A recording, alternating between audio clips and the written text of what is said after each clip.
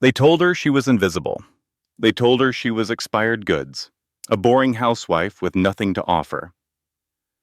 So when Caroline signed the divorce papers, she did not scream. She did not cry. She did not ask for a single dollar of his fortune. Her billionaire husband laughed. His 26-year-old mistress smirked. His lawyers shook their heads. She was 7 months pregnant. She had $4,000 to her name, and she walked out of that building with nothing. He thought he had won. He was dead wrong. Because 3 months later, at the most exclusive gala of the year, 500 of the richest people in America stopped breathing. A matte black private jet rolled up to the red carpet. The doors opened, and the woman who stepped out was not the broken ex-wife they remembered. She was wearing vintage diamonds.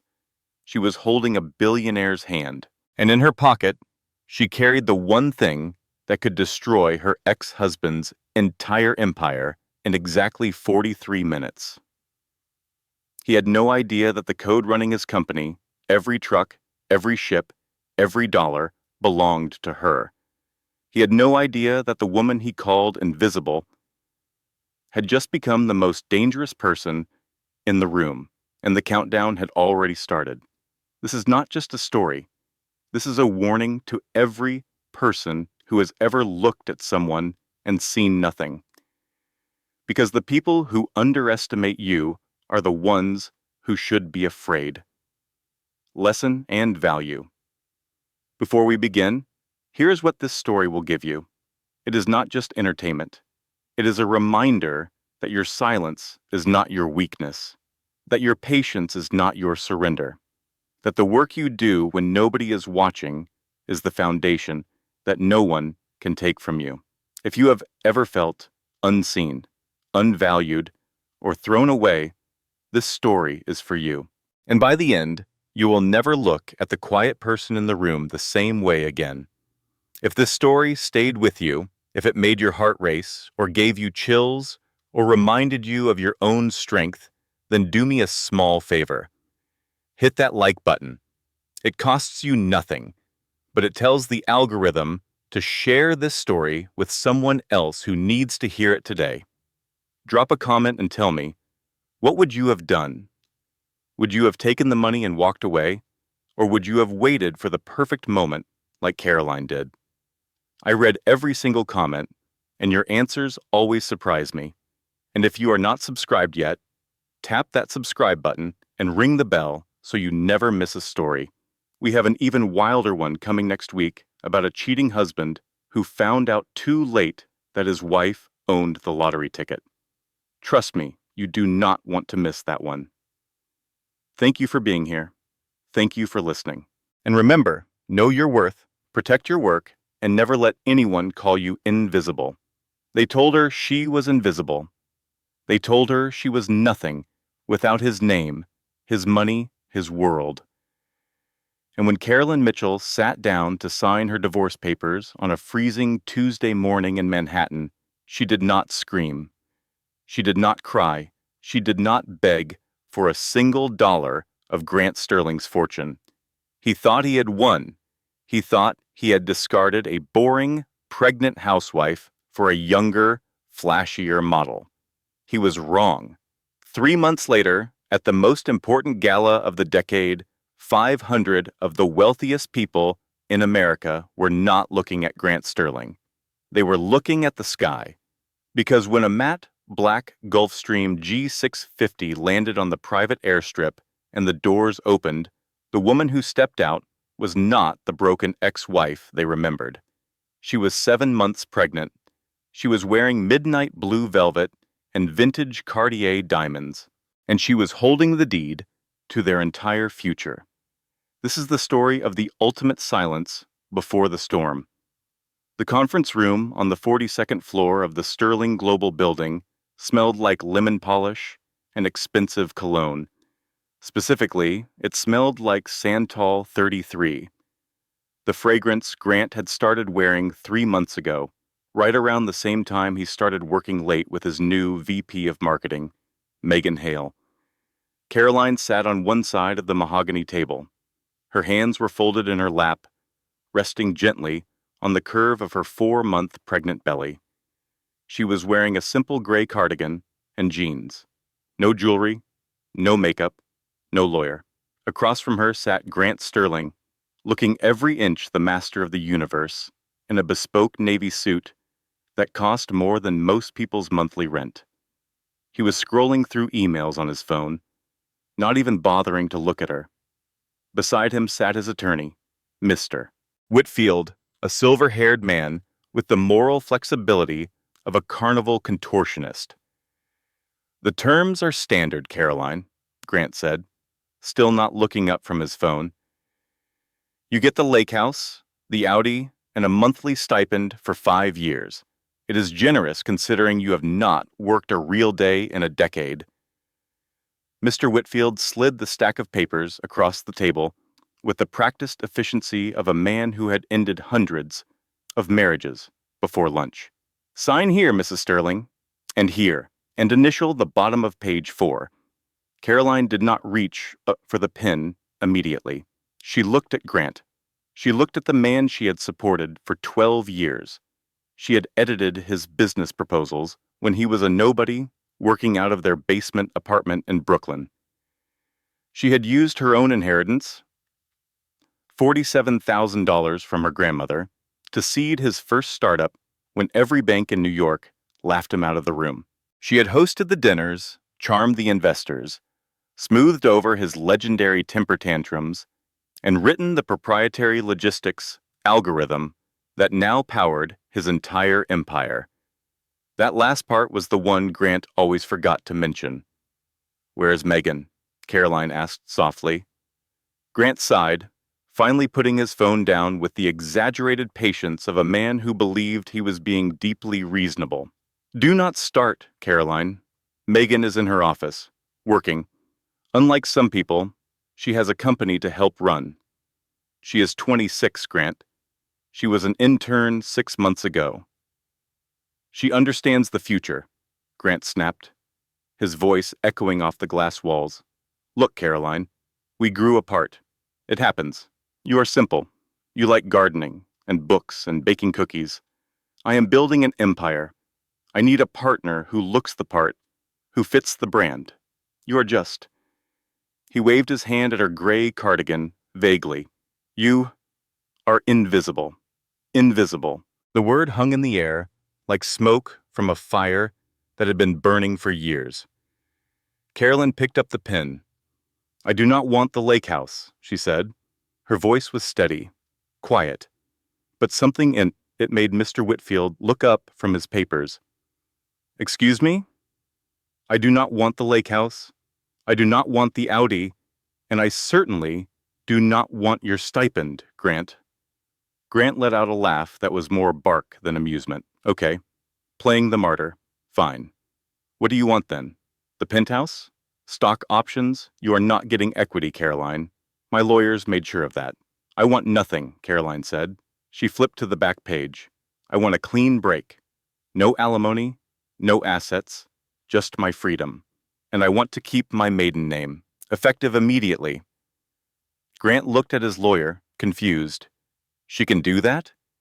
"If she waives all marital rights, certainly," Whitfield said, eyeing Caroline with the suspicion of a man who had never seen anyone leave money on the table voluntarily. "But Mrs.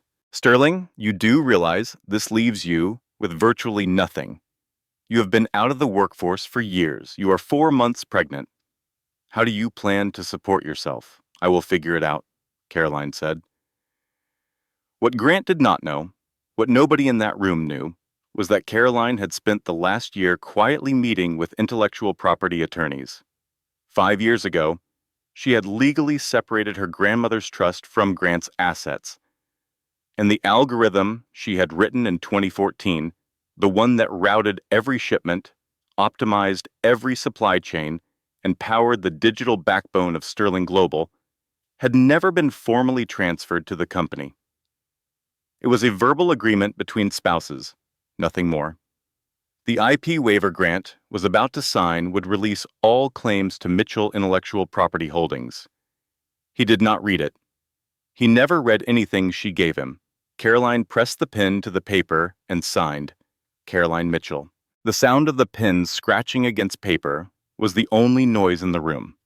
She stood up, leaving her copy of the contract on the table. She did not need it. She had photographed every page 6 months ago. "You are making a mistake," Grant called out as she walked toward the glass doors. "You are going to come crawling back in a month when you realize the real world eats women like you alive." Carolyn paused at the door. She did not turn around. "You are right about one thing, Grant. The world has changed, but you are the one who forgot to read the fine print." She walked out. The glass doors closed behind her with a soft click that sounded, to Grant, like nothing at all. To Caroline, it sounded like the first note of a symphony she had been composing for a very long time. As she stepped into the elevator, she saw Megan Hale waiting in the lobby. Megan was wearing a bright red dress that was aggressively inappropriate for 9 in the morning, holding 2 coffees from the expensive place downstairs, performing the role of the new woman with the enthusiasm of an understudy who had finally gotten her big break. "Oh, Caroline," Megan chirped, her smile sharp enough to cut glass. "Leaving so soon? Grant and I were hoping you would be reasonable about the furniture. There are a few pieces in the penthouse that would really complete the living room redesign I have been planning." Caroline looked at the girl. She saw the ambition, the arrogance, and underneath it all, the desperate insecurity of someone who had confused proximity to power with actually having it. "He is all yours, Megan. Check his pockets. He tends to lose things, like his integrity." Then Caroline Mitchell walked out of the Sterling Global Building and into the cold January streets of New York City. It was raining. She pulled her coat tighter around her belly, walked 2 blocks to a bus stop, and waited. No black sedan, no private car, just a pregnant woman standing in the rain, holding a bag with everything she owned that mattered, which was not much at all. The bus came. She got on. She found a seat near the back, and as Manhattan's skyline disappeared behind her, through the rain-streaked window, Caroline Mitchell allowed herself exactly 30 seconds to feel the full weight of what she had just done. Then she pulled out her phone and opened a message she had drafted 3 days ago to a number she had not used in 15 years. "It is done," the message read. "He signed everything. He has no idea." She pressed send. Here is something every woman should know, and it is something they do not teach you in school, or whisper to you at your wedding, or print on the motivational posters in the break room at work. Before you sign anything in a divorce, make sure you understand what you own, not what he gave you, what was always yours: intellectual property, creative work, investments made before the marriage. A $200 consultation with an IP lawyer can be worth more than any alimony check you will ever receive. Caroline knew this. She had prepared for this. But knowing you are doing the right thing and actually living through the consequences of it are 2 very different experiences, and the 2 weeks following her divorce nearly destroyed her. The apartment in Queens was a 4th-floor walk-up with a radiator that clanked like a ghost with a grudge and a window that looked out onto a brick wall. Caroline stood in the middle of the empty living room surrounded by 6 boxes that contained everything she had taken from 12 years of marriage: clothes, a few books, her laptop, the external hard drive containing every line of code she had ever written. She had $4,200 in her checking account. Her grandmother's trust existed, but it was frozen in legal transition, and the lawyers said it could take 8 to 12 weeks to clear. Her health insurance had been on Grant's plan, and as of 10 that morning, she was no longer covered. She was 4 months pregnant. She did not have a job. She did not have a doctor. She did not have a plan for dinner. She sat down on the floor because there was no furniture, and she cried. She cried for 20 minutes straight, ugly sobs that echoed off the bare walls, and then she stopped. She wiped her face with the sleeve of her gray cardigan. She pulled out her laptop, and she started looking for freelance coding jobs. That was Monday. By Wednesday, Grant's public relations team had planted their first story. It appeared in 3 tabloids simultaneously, which meant it was coordinated, which meant Grant had paid for it. The headline read, Sterling CEO's sad ex-wife spotted in Queens walk-up. The photos were grainy but recognizable. Caroline carrying grocery bags, looking exhausted. Caroline climbing the stairs to her building, one hand on her belly, the other gripping the railing. The angle was chosen to make her look as pathetic as possible. The comments section was exactly what you would expect from the internet at its cruelest. She gave up millions? She is insane. No wonder he left. She let herself go. Who leaves a billionaire voluntarily? She must be crazy. Pregnant and broke in Queens? That is what happens when you do not fight for what is yours. Caroline made the mistake of reading them. She read every single one, sitting on the floor of her empty apartment at 2 in the morning, her laptop balanced on a moving box, and each comment was a small, sharp knife. Her phone buzzed constantly that first week, but not with support. It buzzed with silence. The friends she and Grant had shared, the wives of his business partners, the women she had hosted dinners for and bought birthday gifts for and listened to cry about their own marriages, they disappeared one by one. The dinner invitations stopped. The group texts went quiet. One woman, Barbara, the wife of Grant's COO, actually texted Caroline to say she was sorry, but she could not be seen associating with her right now because it might affect her husband's position. Caroline deleted the text. Then she deleted Barbara's number. Then she sat in the dark and wondered if she had made a terrible mistake. On Friday, she went to her OBGYN appointment. She had found a community clinic that accepted patients without insurance, and the waiting room was crowded and loud and smelled like hand sanitizer. The doctor was kind but busy. She took Caroline's blood pressure and frowned. "This is high," the doctor said. "Stress-related, I would guess." "You need to take care of yourself, Mrs. Sterling. Your baby needs you calm." "It is Mitchell," Caroline said quietly, "and I am trying." She walked home from the clinic because she could not afford the bus and the groceries she needed. It was January in New York, and the wind cut through her coat like it had a personal vendetta. She climbed the 4 flights of stairs slowly, one hand on the railing, the other on her belly, feeling the baby kick with each step. And she thought about Grant in his heated penthouse, with his 26-year-old girlfriend and his $60 million company, and she felt something she had not allowed herself to feel in 12 years. Rage. Not the hot, explosive kind. The cold kind. The kind that sits in your chest like a block of ice and does not melt. The kind that makes you sharper instead of weaker. The kind that whispers, "Remember this feeling, because you are going to need it." She reached her apartment door, fumbled with the keys, and pushed it open.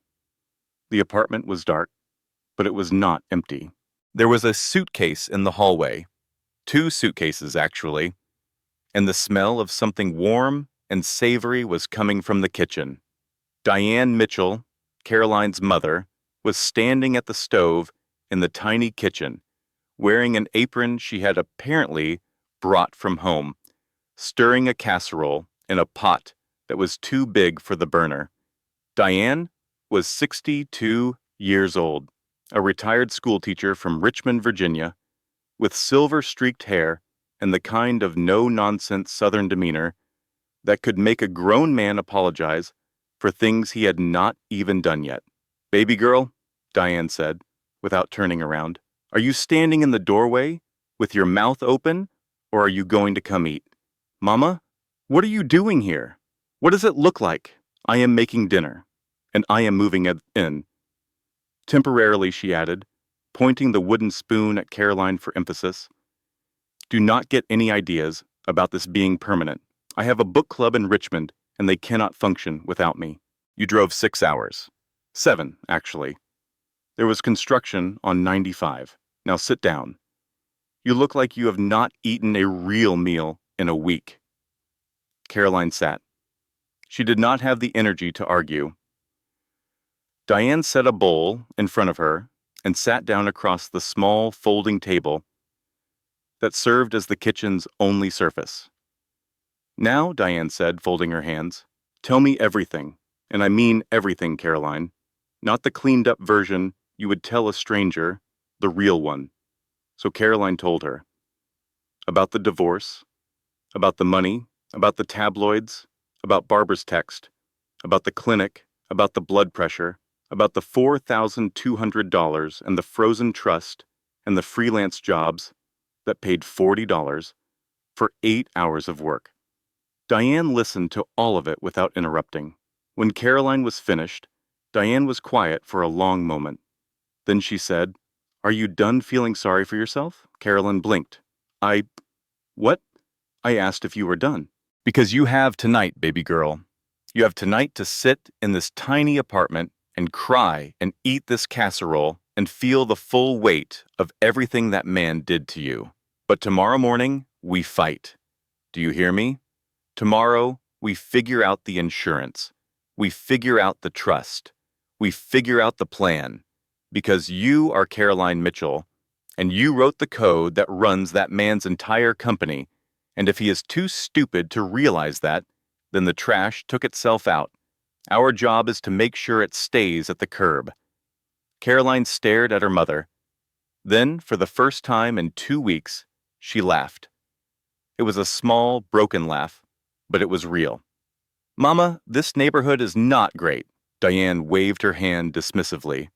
This neighborhood has character, and by character, I mean that man on the corner offered to sell me a genuine Rolex for $40.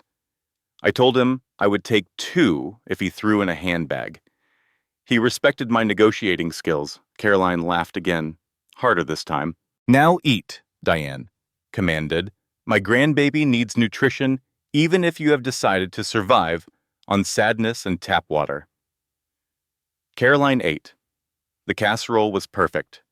And for the first time since she had walked out of the Sterling Global building, she felt something other than fear. She felt the ice in her chest shift, not melt, sharpen. 2 weeks after Diane moved in, Caroline's life began to find a rhythm. It was not a comfortable rhythm.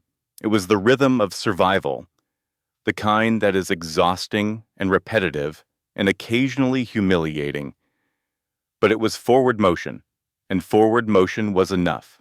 Diane handled the apartment with the organizational ferocity of a retired school teacher who had once managed 30 second graders and a science fair simultaneously.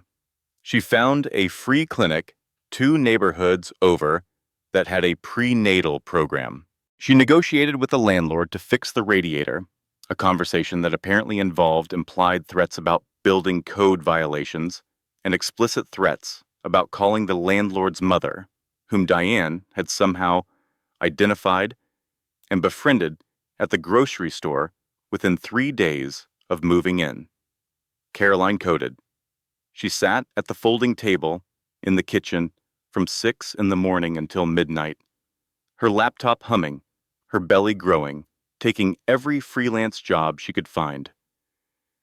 Data cleaning for a startup in Austin, algorithm optimization for a logistics company in Singapore, a debugging project for a university research team in Chicago. The pay was terrible, $40 here, $60 there. Occasionally, someone would pay her $200 for a project that should have cost $5,000, and she would take it because $200 was the difference between buying groceries and not. At night, when Diane was asleep and the apartment was quiet, except for the clanking radiator and the distant sound of sirens, Caroline would sit in the dark and work on her real project, the one she had been building in her head for 5 years. It was 2:17 in the morning, on a Tuesday, when her phone buzzed with a LinkedIn notification. Caroline almost ignored it. LinkedIn notifications at 2 in the morning were usually spam or recruiters looking for someone with her skills who would work for a fraction of what they were worth, which was the same thing. But this one was different. The message was from Nate Cordero. Caroline stared at the name for a long time. Nate Cordero. She had not heard that name in 15 years, but she recognized it immediately, the way you recognize the melody of a song you loved in college, even when you have not heard it in decades. They had met at a coding boot camp in San Francisco in 2009. Caroline was 20 and Nate was 29, and they were the two people in the program who actually understood recursive algorithms and could explain them to each other without condescension. They had spent 3 months building projects together, drinking terrible coffee, arguing about encryption protocols with the kind of passionate intensity that other people reserved for politics or sports. Then the boot camp ended. Caroline moved to New York. She met Grant at a networking event. Grant was handsome and charming and talked about building an empire, and Caroline, who had grown up in a modest house in Richmond with a school teacher mother and a father who had left when she was 7, was dazzled by the ambition, the confidence, the sheer gravitational pull of a man who believed the world owed him something and intended to collect. She married Grant. She disappeared into his world, and she lost touch with Nate Cordero. Now, 15 years later, his message glowed on her phone screen in the dark apartment. I saw the article. It read, "I know it is not the full story. It never is with those tabloid pieces. If you ever want to talk about code, not drama, I am around. No pressure. Just one old boot camp friend to another." Caroline read the message 3 times. She almost did not respond. The last thing she needed was another complication, another person in her life who might disappoint her or use her or see her as a project to fix. But the message did not say any of those things. It said code, not drama. It said no pressure. It said, friend. She typed a response. "Thank you, Nate. It has been a long time. I could use a conversation about something other than my own disaster." She pressed send. Then she went back to coding. The baby kicked. They started talking. Not every day, not intensely, but regularly, and always about work. Nate, it turned out, had done well for himself. Extremely well. He had built a venture capital firm that specialized in infrastructure technology, and he had a particular interest in autonomous logistics. He had made his first billion by the time he was 38, and he had done it quietly, without the magazine covers or the galas or the desperate need for public adoration that characterized men like Grant. What struck Caroline most was not his wealth. It was the way he talked to her. He asked questions about her code and then listened to the answers. He disagreed with her about encryption protocols and said, "Here is why I think you are wrong," instead of "do not worry about it," or "that is too technical for this conversation." He treated her like an equal, not because he was performing equality, but because he genuinely believed she was his intellectual peer. For the first time in 12 years, Caroline felt like someone saw her brain, not her role. 3 weeks into their conversations, Nate mentioned something casually that changed everything. "I have been quietly acquiring shipping lane contracts in the Pacific through a holding company," he said. "We have the infrastructure, but we need a logistics algorithm that can optimize autonomous routing in real time. Every system we have tested crashes when you scale past 10,000 concurrent shipments." Caroline was quiet for a long moment. "Nate," she said. I wrote an algorithm that can handle 200,000 concurrent shipments. He paused. You what? In 2014? In my basement in Brooklyn. It was supposed to be the backbone of Grant's first startup. I wrote every line of code myself. Grant took credit for it, and I let him because I loved him and because I thought that was what good wives did. Another pause. Does he own the IP? No. Caroline smiled in the dark apartment, and it was not a sad smile. It was the first real smile she had worn in months. He signed a waiver in the divorce. He released all claims to Mitchell Intellectual Property Holdings. He did not read it. Caroline, Nate said slowly, do you understand what you are sitting on? Yes, I have understood for 5 years. I was just waiting for the right moment. When your world falls apart, do not look for a savior. Look for the people who saw your value before someone else told them not to. Your old network, the colleagues and classmates and mentors from before, they remember who you actually are, not the role someone else assigned you, not the identity you wore like a costume for someone else's benefit. They remember the person underneath. And sometimes, at 2 in the morning, in a dark apartment in Queens, that is exactly the lifeline you need. Within a week, Caroline and Nate had formed a partnership, 50-50, everything documented, everything legal. She was not a charity case. She was not a damsel he was rescuing. She was the co-architect, and the company they were building, a shell corporation called the Obsidian Group, was hers as much as his. Diane watched all of this from the kitchen, where she had installed herself as the unofficial chief operations officer of Caroline's new life. She did not understand the code. She did not understand the corporate structures, but she understood the look on her daughter's face when she talked about the algorithm, and she understood that it was the first time in 12 years that Caroline looked like herself. I do not understand a word of what you are doing, Diane said, one evening, watching Caroline type furiously on her laptop. But I can tell by the look on your face that somebody is about to have a very bad day. The worst day of his life, Mama. Good. Now go to bed. My grandbaby needs sleep, even if you do not. The next 6 weeks moved fast. Obsidian Group began acquiring logistics infrastructure across the Pacific Rim through a series of shell companies and holding firms that were designed to be untraceable to anyone who was not specifically looking. Nate handled the acquisitions. Caroline handled the technology. Together, they were building a machine that would, at the right moment, give them leverage over every major shipping route in the Western Hemisphere. But the real weapon was not the company. The real weapon was the code.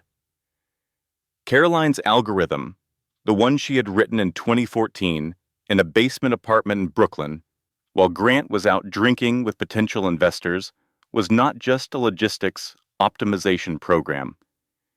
It was the kind of generational breakthrough that comes along once in a decade.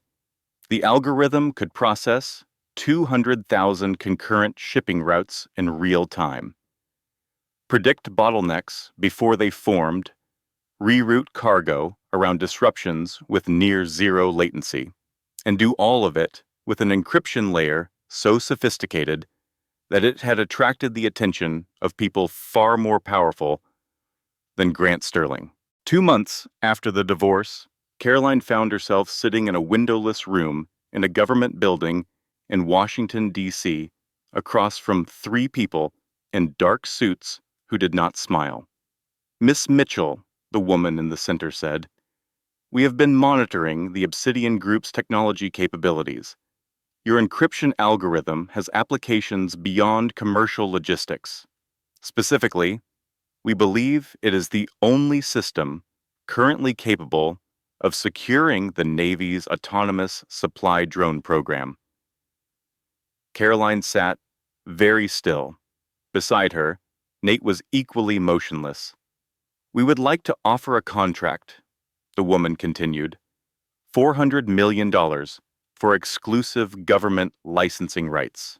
In exchange, we would require certain security clearances and, she paused, our full cooperation in ensuring the technology does not fall into the wrong hands. Caroline looked at Nate. He gave the smallest nod. She looked back at the woman. I have conditions, Caroline said. The woman raised an eyebrow. You are negotiating with the Department of Defense, Miss Mitchell. I am negotiating with a customer, Caroline replied, and my conditions are simple. I retain ownership of the base code. The license is renewable, not permanent, and my name goes on the patent. Not a corporation, not a holding company. My name, Caroline Mitchell. The woman studied her for a long moment. Then she smiled, just barely. I think we can work with that. Back in New York, Caroline sat in her Queens apartment with Diane and Nate, the contract signed, the $400 million deposit processing, and she felt something she had not felt in 12 years. Certainty. Now came the final piece. The algorithm that powered Sterling Global, the one that routed their shipments, managed their supply chain, and generated their quarterly profits, ran on Caroline's code. It always had. And the license for that code had been a spousal courtesy, an informal, unwritten agreement that existed only because Caroline and Grant were married. They were not married anymore. And the IP waiver Grant had signed, the one he had not read because he was too busy texting Megan under the table, explicitly released all claims to Mitchell Intellectual Property Holdings, which meant the license could expire, and Caroline could set the date.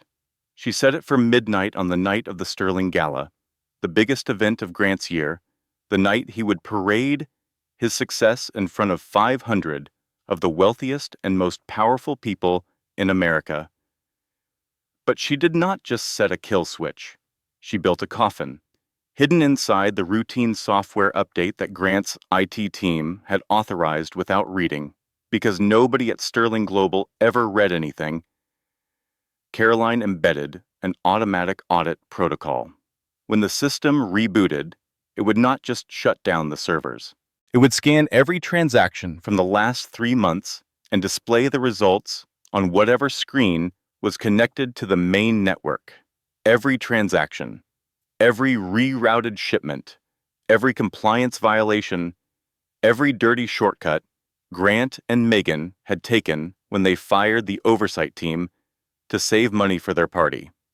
You are building a bomb, Nate said quietly, watching her code. No, Caroline said. I am building a mirror. I am going to show him exactly what he built when nobody was watching.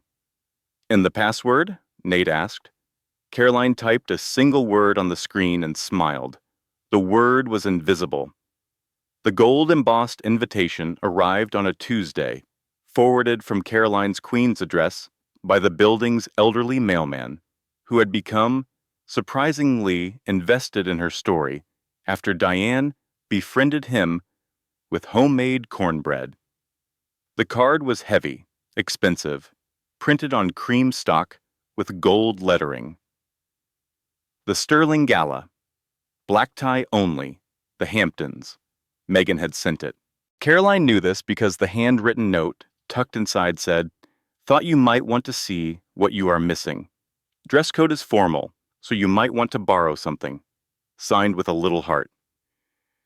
Diane read the note and made a sound that was somewhere between a laugh and a war cry. That little, Diane started.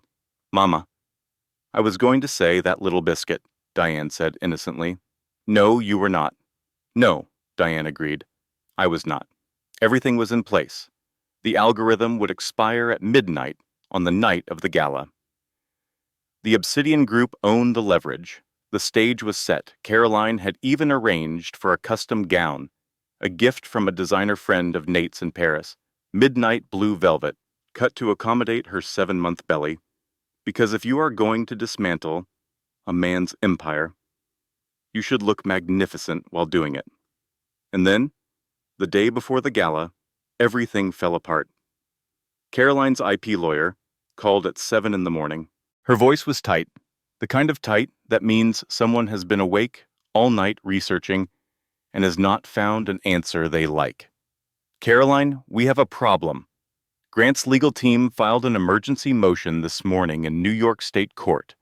They are claiming the algorithm was created during the marriage and constitutes marital property, regardless of the waiver.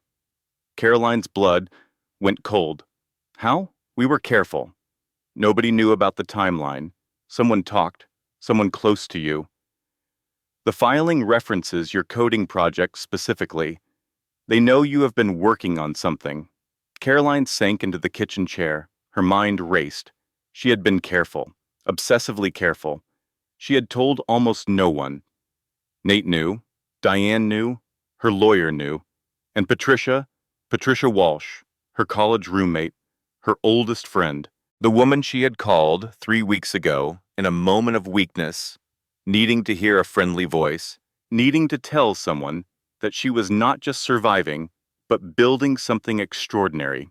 Patricia, who is now dating Tom Brennan, Grant's CFO. Oh no, Caroline whispered. Patricia had not meant to betray her. Caroline was certain of that. Patricia was not malicious. She was careless. She had probably mentioned it at dinner, casually. The way you mention a friend's project when you are making conversation with your new boyfriend. And Tom, who was loyal to Grant the way dogs are loyal to whoever feeds them, had connected the dots and picked up the phone. If the judge grants a temporary restraining order, the lawyer continued, you cannot activate the kill switch. The entire plan is dead. And once they refile in the correct jurisdiction, which they will figure out within 48 hours, the window closes permanently. Caroline sat in the kitchen, 7 months pregnant, betrayed by a friend, legally cornered, 24 hours before the most important night of her life. The casserole Diane had made that morning sat untouched on the counter. So what are we going to do? Diane asked from the doorway. She had been listening. Diane always listened. I do not know, Mama. I really do not know. Diane sat down across from her. She poured 2 cups of tea from the pot she kept permanently warm on the stove. She slid one across the table. Well, I do, Diane said. You are going to call Nate. You're going to put on your thinking cap. And you are going to find another door. Because when God closes a window, sometimes you just have to kick down the wall. That is not how the saying goes, Mama. I improved it. Caroline called Nate. She told him everything. There was a long silence on the line. The kind of silence that could mean defeat or could mean someone very smart was thinking very fast. Then Nate said, They filed in New York State Court? Yes. Your IP is registered in Delaware? Yes. But they could refile. They could. But they filed the emergency motion in the wrong jurisdiction. It is procedurally invalid. A New York State judge cannot grant a TRO on Delaware registered intellectual property without first transferring venue. That takes a minimum of 72 hours. Caroline felt the ice in her chest crack. Not break. Crack. So, we have a window, she said. We have one night, Nate replied. The Gala. After that, they refile correctly and we are locked out. Whatever we are going to do, we do it tomorrow night, or we do not do it at all. Caroline looked at Diane. Diane looked back at her with the steady, fierce expression of a woman who had raised a daughter alone and was not about to let that daughter's work be stolen by a man in an expensive suit. We go tomorrow night, Caroline said. That is my girl, Diane said. Now eat your breakfast. You are going to need your strength. The venue was an exclusive, private airfield in the Hamptons that Grant had rented and converted into a crystal ballroom. He had spent $1.2 million on the transformation, which was ironic given that he had fired his entire compliance team 2 months earlier to save money. The hangar glittered with crystal chandeliers. silk drapery, ice sculptures shaped like the sterling global logo, and the nervous energy of 500 people who had paid $10,000 a plate to eat tiny food and tell Grant Sterling how wonderful he was. Private jets were parked on the tarmac as backdrops for photographs, a display of excess that bordered on parody. Paparazzi lined the red carpet. Camera flashes popped like fireworks. Grant and Megan were working the line, and Megan was radiating the kind of aggressive glamour that only deep insecurity can produce.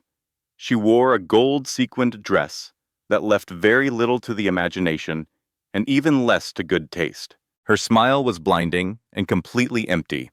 "Mr. Sterling? Mr. Sterling!" a reporter yelled. "Is it true Sterling Logistics is looking to acquire the Asian shipping markets?" "We are always expanding," Grant beamed, flashing the veneers he had gotten last month. "Nothing can stop Sterling Global." Behind them, inside the hangar, the party was already in full swing. Champagne was flowing. The governor was there. Silicon Valley heavyweights were there.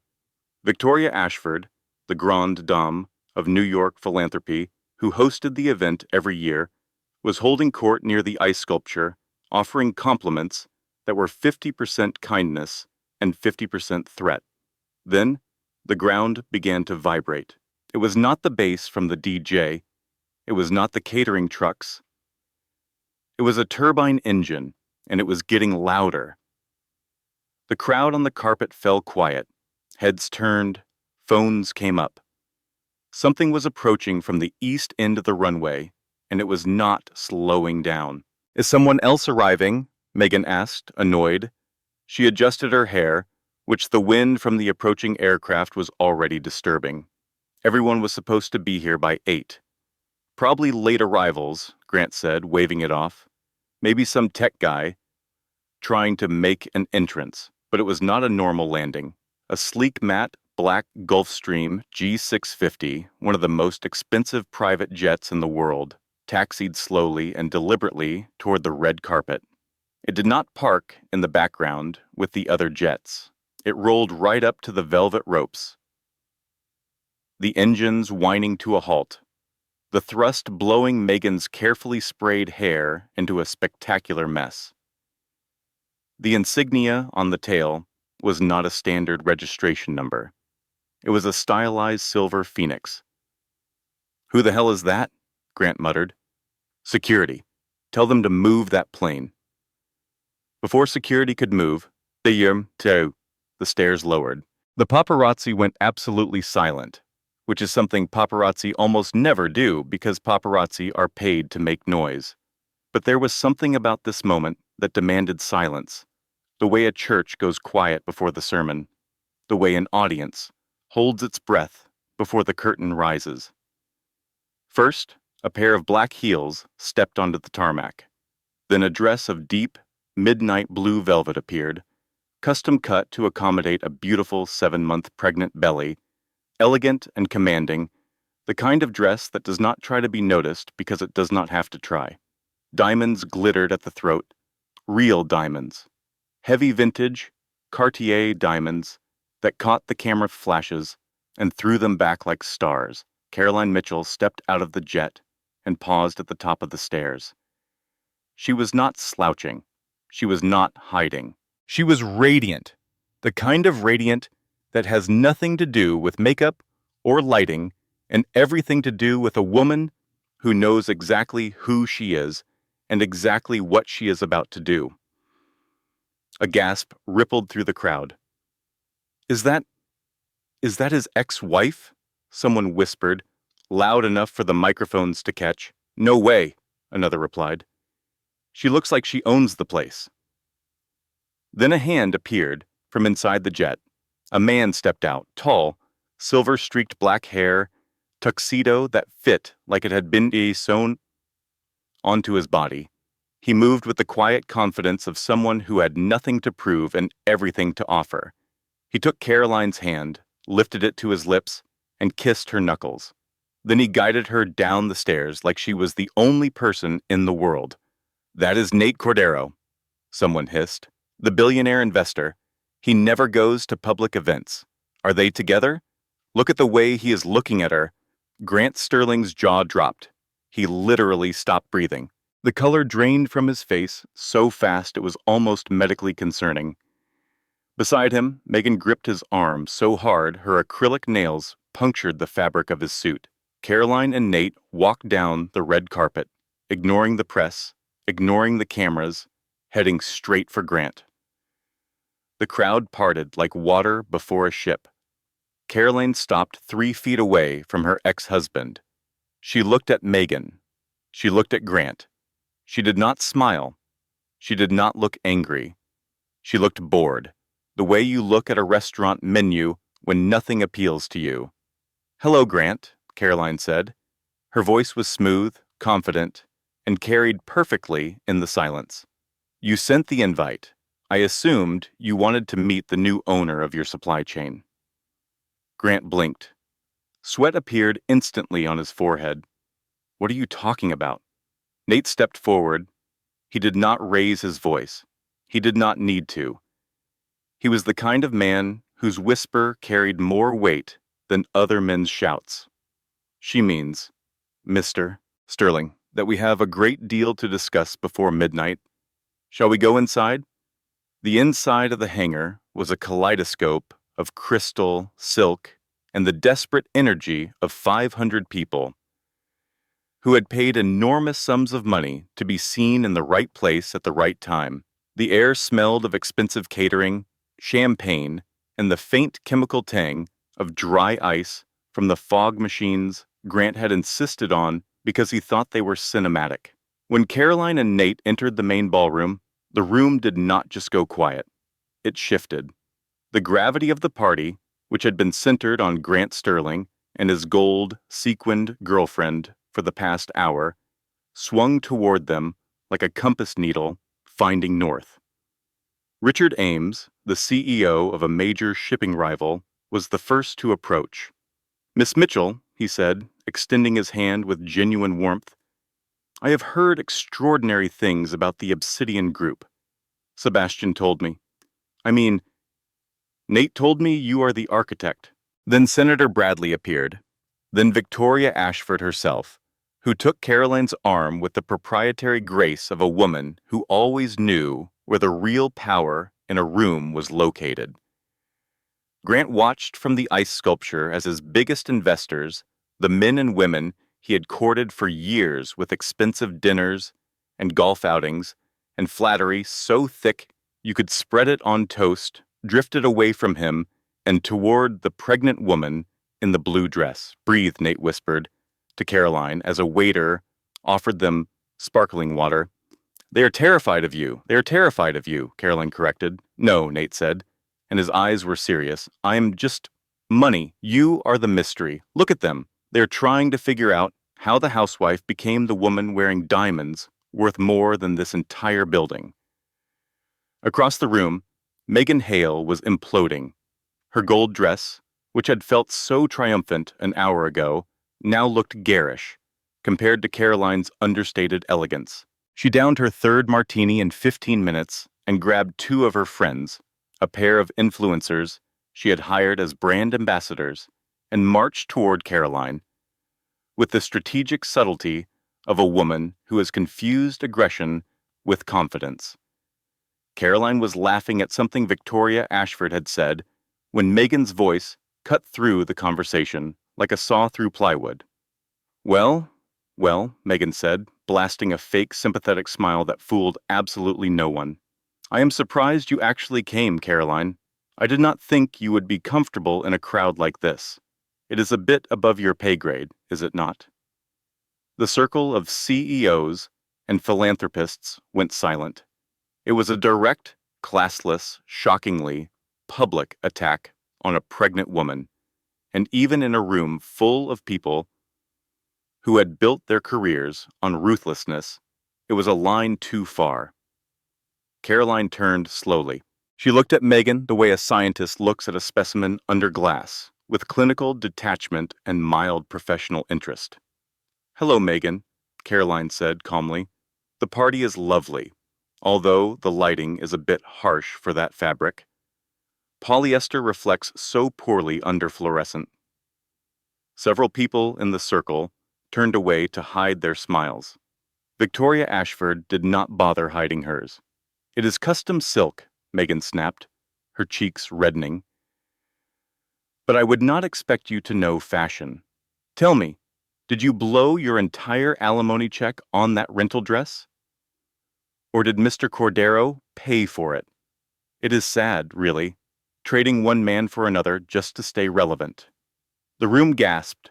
Attacking a pregnant woman's dignity and accusing her of being a kept woman in front of 500 witnesses was the social equivalent of pulling the pin on a grenade and then holding it. Nate took a step forward, his eyes darkening, but Caroline placed a hand on his chest. She did not need him to fight this battle. She stepped closer to Megan. Her voice was low, but in the perfect silence of the room, it carried to every corner. "Let me clarify a few things," Caroline said. "First, I did not get alimony. I declined it. Every cent. Second, this dress is not a rental. It was made for me by a designer who happens to be a friend. And third, I did not trade one rich man for another. I upgraded my entire life." She paused. The silence was absolute. "You think you won, Megan? You think you stole Grant from me?" Caroline let out a soft laugh, and it was the coldest sound in the room. "I left the door unlocked, Megan. I left the leash on the table. You did not catch a prize. You caught a problem. And judging by the way Grant is sweating over there by the buffet, checking his phone every 30 seconds, I would say the problem is about to become unmanageable." At that exact moment, across the room, Diane Mitchell was holding court at the shrimp table with the senator's wife, loudly narrating the evening. "My daughter? Oh, she is the one in the blue. She is about to do something that is going to make the evening news. But do not worry. She is also due in 2 months, so it will not be too dramatic. Would you pass the cocktail sauce? 10:45 at night." Behind black curtains, in a makeshift office at the back of the hangar, the mood was funeral. Grant's chief technology officer, a brilliant but currently terrified young man named Dave, was typing furiously on a laptop while sweat dripped down his temples. 3 monitors on the folding table showed cascading error messages, each one worse than the last. "What do you mean, access denied?" Grant screamed, slamming his hand on the desk so hard that one of the monitors wobbled.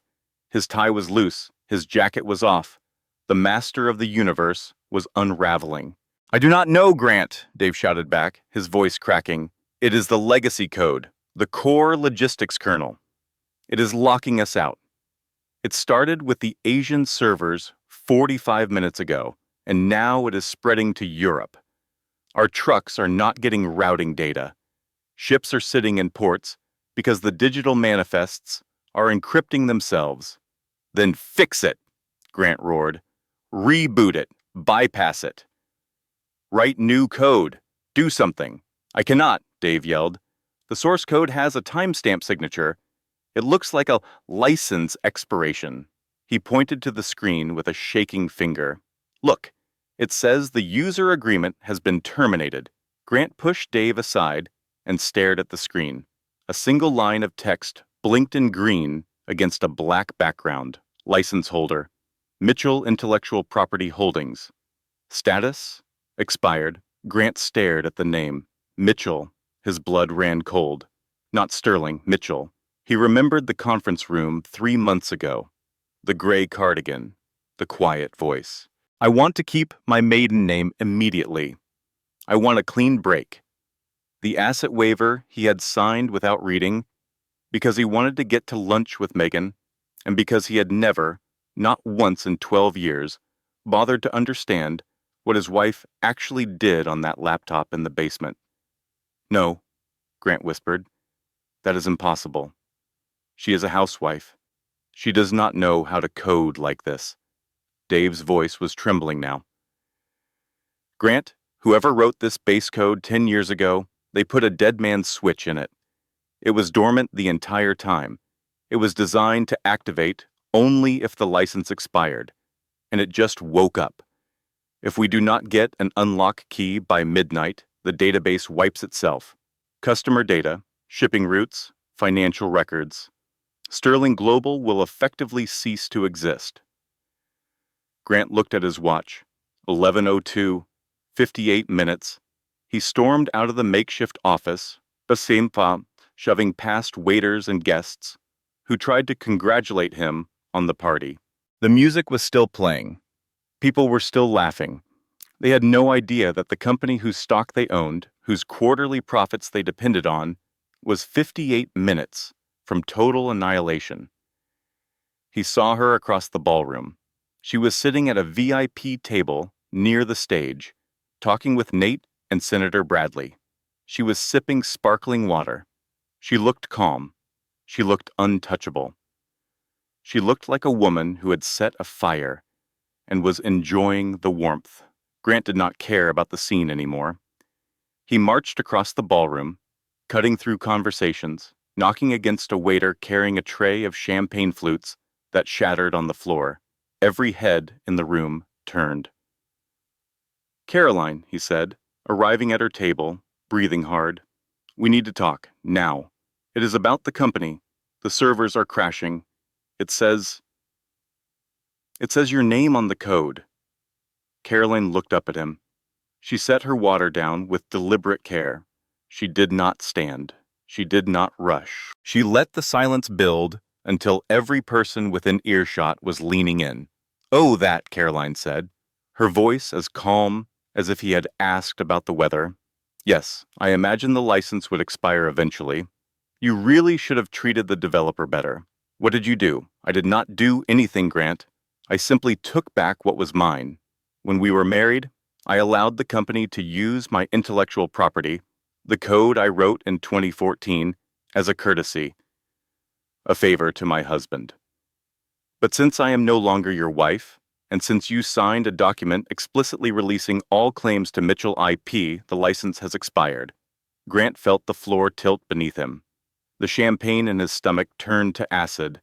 "You cannot do this. That code runs the whole company." "Then I suppose you should have treated the person who wrote it as something other than invisible," Caroline said. She glanced at her watch.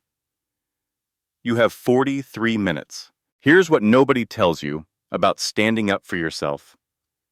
There will be a moment after you have done the brave thing, after you have made your move and shown your hand, when the other person hits back harder than you ever imagined. When the crowd you thought was on your side turns. When you stand alone in a room full of people and wonder if everything you built was worth the price you are about to pay. That is the moment that defines everything. Not whether you feel brave, but whether you move forward anyway." Grant's lawyer, Mr. Whitfield, confirmed the nightmare in 60 seconds. "If she owns the copyright and you signed the release, she has us. Even if we sue, the servers wipe at midnight. By the time we get to court, the company is a shell." "How much?" Grant demanded, turning back to Caroline. "How much do you want? $1 million? $5 million? Turn it back on." Caroline stood. She was wearing heels, but even so, it was not her physical height that made Grant feel small. It was everything else. "I do not want your money, Grant. I have my own money now, and I have partners who make your net worth look like a rounding error." "Then what do you want?"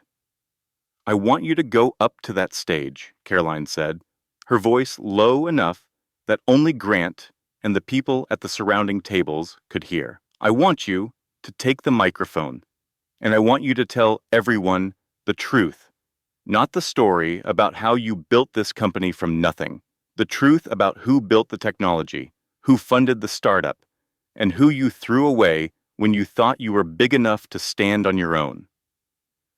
Grant recoiled like she had struck him. "I cannot do that. It is career suicide." "Then enjoy the bankruptcy." "Tick-tock, Grant." Grant looked around the room. He looked at the countdown on his phone, 41 minutes and falling. He looked at Megan, who was over by the bar taking selfies with her influencer friends, completely oblivious. He looked at the 500 guests who were about to lose millions if the servers wiped. He walked toward the stage. He signaled for the microphone. The lights dimmed. A spotlight hit the podium. Grant Sterling walked up the stairs, looking like a man walking to his own execution. "Ladies and gentlemen," he began, his voice cracking against the microphone, "could I have your attention for a moment?" The crowd quieted. Megan beamed from the front row, assuming this was the speech about record profits. She held up her phone to record. "There is something I need to say about the success of Sterling Global," Grant continued, his hands white-knuckled on the podium, "about how we got here." He looked at Caroline in the back of the room. She was checking her watch. And then Grant Sterling did something that nobody expected. Instead of confessing, he attacked. "Ladies and gentlemen," he said, his voice suddenly louder, harder, "my ex-wife is trying to extort this company tonight. She has rigged our systems, and she is holding our data hostage. And I want you to know something." He paused, and when he spoke again, his voice carried the venom of a man with nothing left to lose. "That baby she is carrying, I have serious doubts about the paternity. She was spending nights with Nate Cordero before our divorce was even final." The crowd erupted in murmurs. 500 phones came out. The narrative shifted in an instant. Suddenly, Caroline was not the wronged wife. She was the cheater, the extortionist, the woman who had betrayed her husband and was now trying to steal his company with her billionaire boyfriend. Caroline felt the room turn against her. She felt the whispers hit her like physical blows. She felt her blood pressure spike, felt the baby kick hard, felt Nate grip her arm, and Diane stand up from the shrimp table with murder in her eyes. "That man is a liar," Diane started. "Mama," Caroline said, "sit down, please." She stood alone, pregnant, publicly humiliated. The whispers were everywhere. She could see people pulling out their phones, texting, tweeting, sharing. The story was already spreading. Pregnant ex-wife exposed at Gala, paternity questions, extortion attempt. Everything she had built was collapsing, not because of the law, not because of the code, but because of a lie told to 500 people and live-streamed to the world. Caroline closed her eyes. She put her hand on her belly. She felt her daughter move, and then she walked to the stage. She did not grab the microphone. She asked for it, politely, which somehow made the moment more powerful than any dramatic gesture could have. "Grant just questioned the paternity of our child," Caroline said into the microphone. Her voice was steady, barely. "So let me show you who this man really is." She signaled the tech booth. The massive screen behind the stage lit up, and one by one, the evidence appeared. First, time-stamped code commits from 2014. Every single one under Caroline Mitchell's developer credentials. The original algorithm, written years before Sterling Global even existed, with version history and digital signatures that could not be faked. Second, bank records showing Caroline's grandmother's inheritance, $180,000, funding Grant's first startup. Money he never repaid. Money he never even acknowledged. Third, text messages between Grant and Megan, dated 3 months before the divorce was filed. The room went silent as the words appeared on the 60-foot screen. "Do not worry about Caroline. She is clueless. She thinks I still love her." And finally, a paternity test, taken voluntarily 1 month ago. Results certified by an independent laboratory. The baby is Grant's. 99.98% match. "I took the test because I knew you would try this, Grant," Caroline said, looking directly at him. "I know you better than you know yourself. That was always the problem."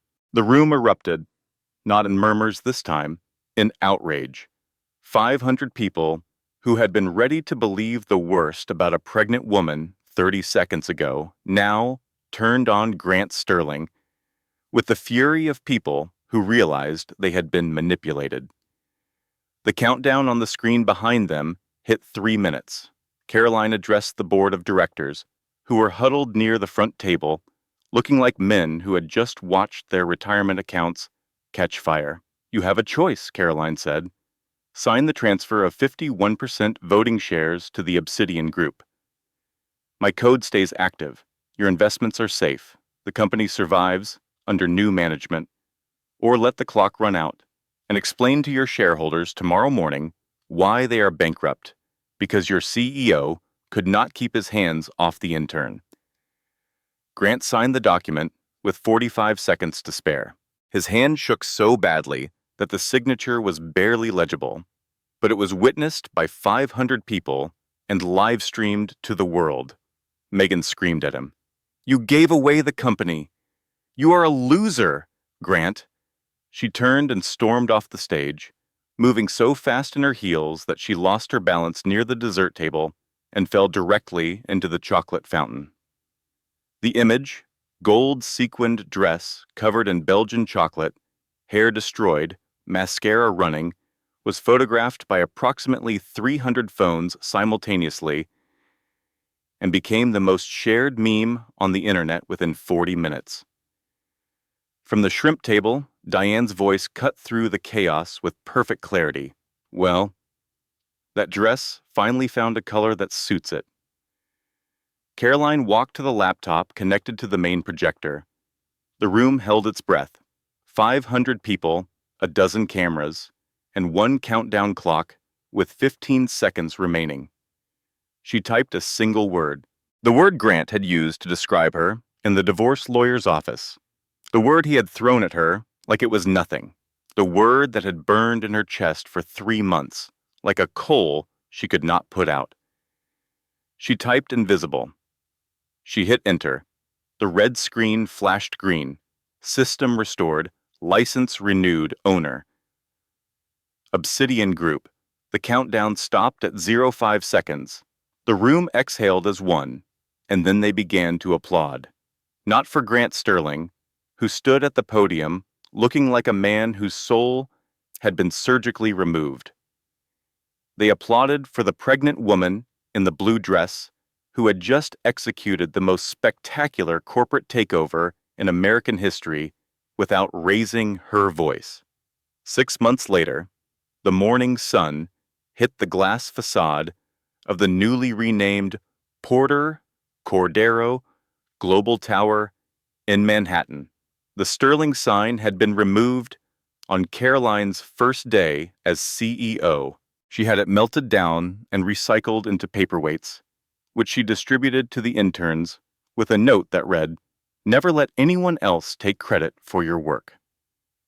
The corner office on the 42nd floor was unrecognizable.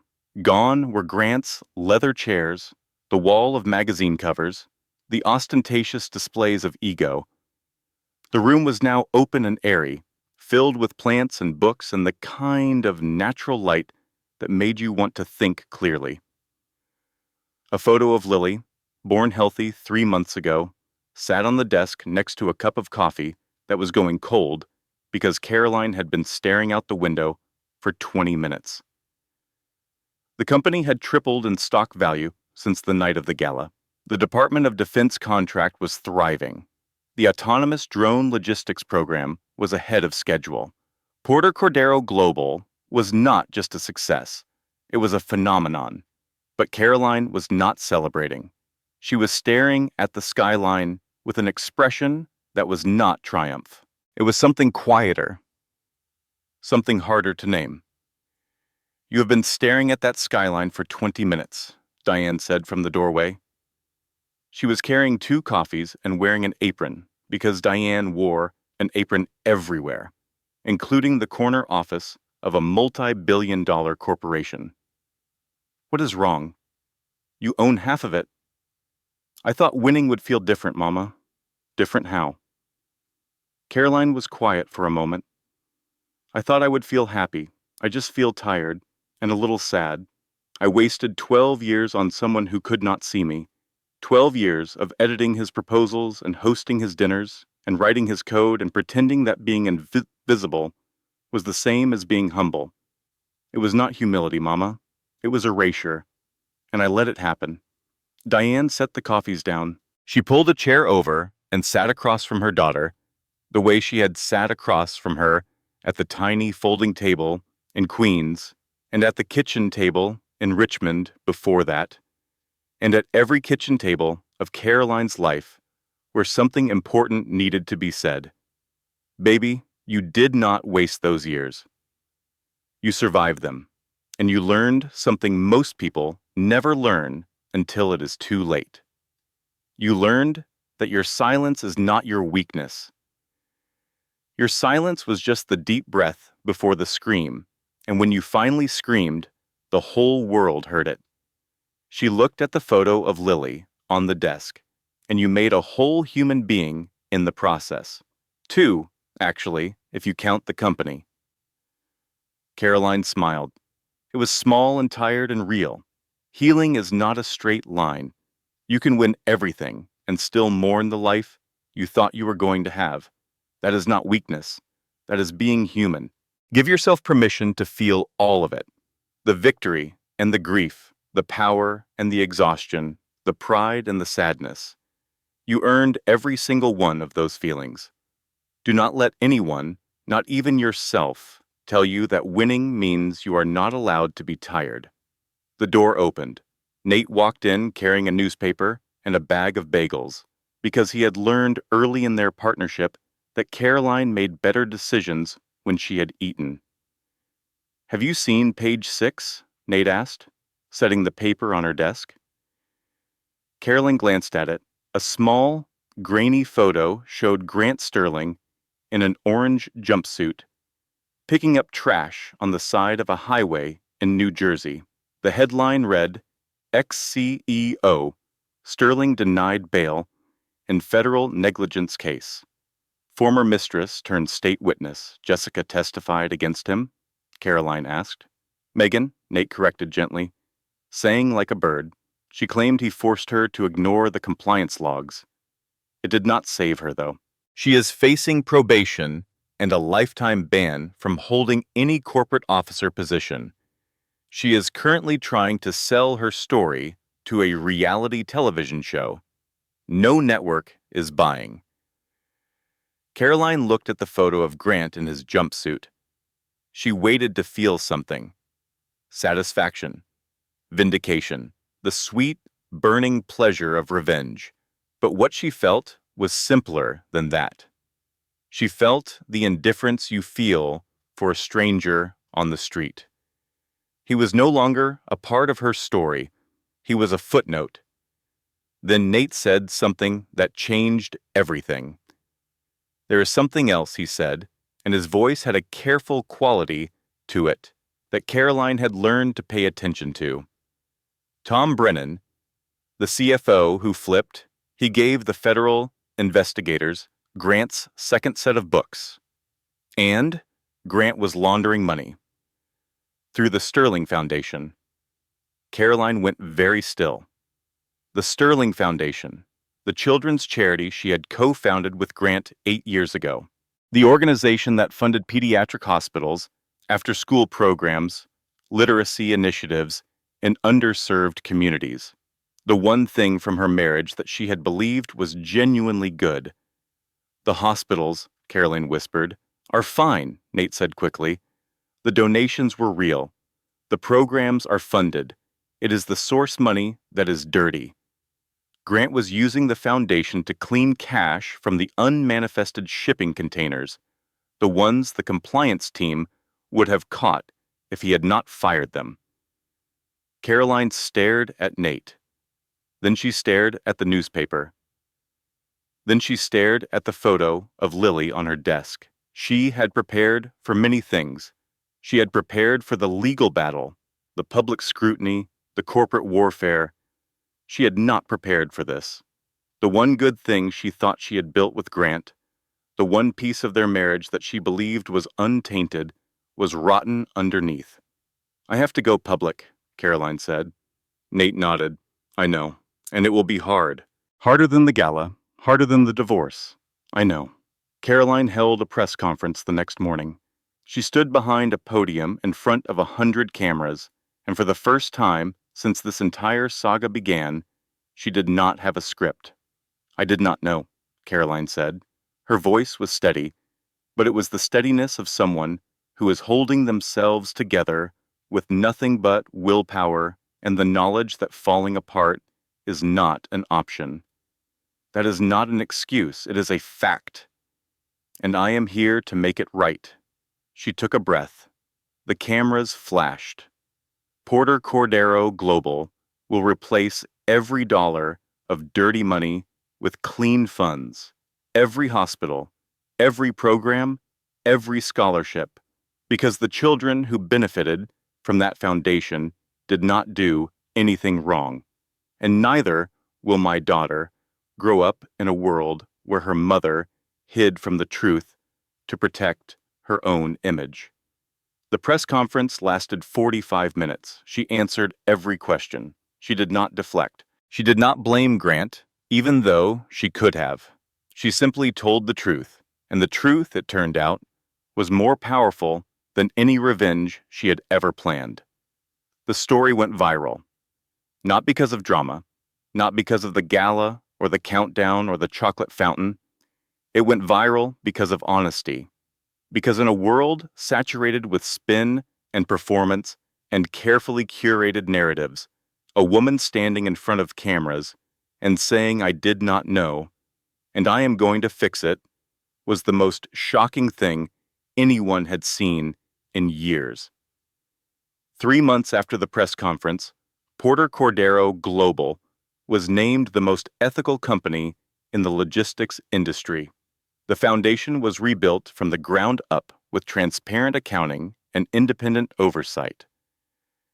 Lily took her first steps in the same Queen's apartment where Caroline had sat on the floor and cried because Caroline had kept the apartment. She owned the building now, but she lived in the same unit because it reminded her of who she was when she had nothing, and she never wanted to forget that person again. On a Sunday morning in October, the apartment smelled like pancakes. Diane was at the stove, wearing her apron, humming a hymn from Pastor Ray's church. Lily was in her high chair, systematically destroying a banana with the focus and determination of a future CEO. Nate walked in through the front door carrying coffee and the Sunday paper. He had a key now. He had earned it slowly, over months of partnership and late-night conversations about code and life and the strange, beautiful difficulty of building something real with another person. He set the paper on the table. The front page headline read, Porter Cordero Global named Most Ethical Company in Logistics. You are not going to frame that one? Nate asked. Caroline picked up Lily, who immediately grabbed her nose. She looked at the paper. She looked at Nate. She looked at her mother, who was plating pancakes with the efficiency of a woman who had been making breakfast for ungrateful people for 40 years and had never once stopped. No, Caroline said. I am going to eat pancakes with my family. Smart girl, Diane said, setting a plate in front of her. Pancakes before press clippings. That is how I raised you. They ate breakfast together. The sun came through the kitchen window and made patterns on the table. Lily laughed at nothing, the way babies do, and the sound filled the small apartment like music. Caroline Mitchell did not get revenge. She got something better. She got her name back. She got her work back. She got a life she built on her own terms with her own hands on a foundation of truth instead of someone else's lies. She proved that the most dangerous person in any room is not the one shouting the loudest. It is the one sitting quietly in the corner, holding all the keys. And if this story taught you anything, remember this. Know your worth. Protect your work. And never, ever let anyone tell you that you are invisible. Because the people who underestimate you, they are the ones who should be afraid. What would you have done differently? Would you have taken the alimony or walked away clean like Caroline? Tell me in the comments. I read every single one. And if this story gave you chills, hit that subscribe button and ring the bell. Next week, we have an even crazier story about a cheating husband who found out too late who actually owned the lottery ticket. You will not want to miss it. Thanks for watching. This content was carefully researched, developed, and manually edited by our team to deliver meaningful storytelling with real-life lessons. Every character, every twist, and every word was crafted with one purpose: to entertain you while leaving you with something worth remembering. Thank you for supporting original content